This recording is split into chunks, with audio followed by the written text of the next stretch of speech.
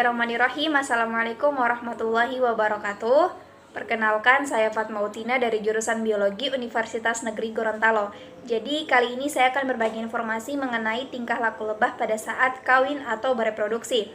Seperti yang kita ketahui bersama, lebah merupakan serangga sosial yang hidup berkoloni.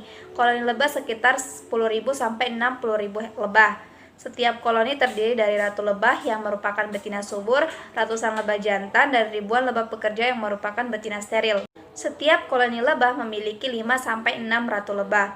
Ratu lebah akan berganti setiap 1-2 tahun sekali, sementara untuk koloninya akan berganti setiap 75-100 hari. Ratu lebah hanya memiliki satu tugas, yaitu bertelur, sementara lebah betina yang lain, mereka merupakan lebah yang terbentuk tanpa melalui perkawinan atau biasa disebut partenogenesis, sehingga dia bersifat steril atau karena dia hanya memiliki satu set kromosom bersifat haploid.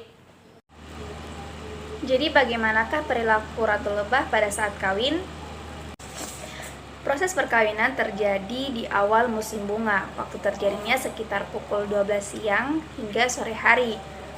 Ratu lebah keluar dari sarang dan diikuti oleh ratusan lebah jantan.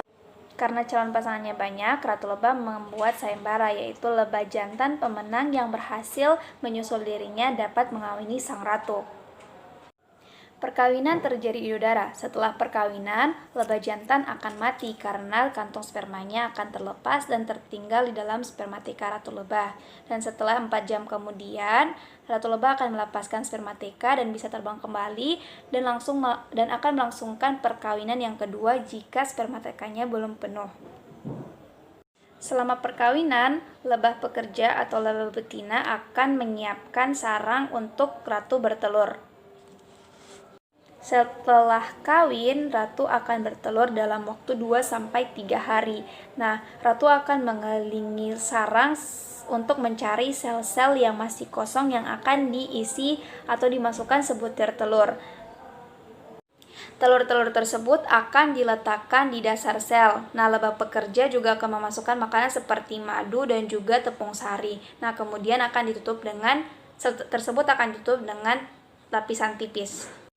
Ratu Apis cerana mampu bertelur 500 hingga 900 per hari, sementara untuk Ratu Apis mellifera mampu bertelur 1.500 per hari. Kehidupan lebah dimulai dari telur, kemudian setelah 3 hari, telur akan berkembang menjadi larva. Larva berkembang dalam sel terbuka dan diberi makan oleh lebah pekerja. Makanan pertama yang didapatkan adalah royal jelly, kemudian dicampur dengan polen nektar. Sementara calon ratu lebah diberi makan royal jelly setiap hari. Setelah 5-6 hari kemudian, lebah pekerja akan menutup sel. Kemudian larva akan berkembang menjadi pupa atau kepompong. Pada masa kepompong, lebah tidak makan. Pada masa ini terjadi perubahan dalam tubuh pupa untuk menjadi lebah sempurna. Lebah akan keluar dari sel dan menjadi lebah dewasa dengan menerobos penutup sel yang terbuat dari lilin. Sekedar informasi, telur calon lebah pekerja diletakkan dalam sel yang lebih kecil dibandingkan sel untuk telur calon lebah jantan. Nah, siang dan malam ratu lebah mengelilingi sarang untuk mencari sel-sel yang masih kosong dan nantinya akan diisi sel telur. Terima kasih sudah menonton videonya hingga akhir. Semoga informasinya bermanfaat.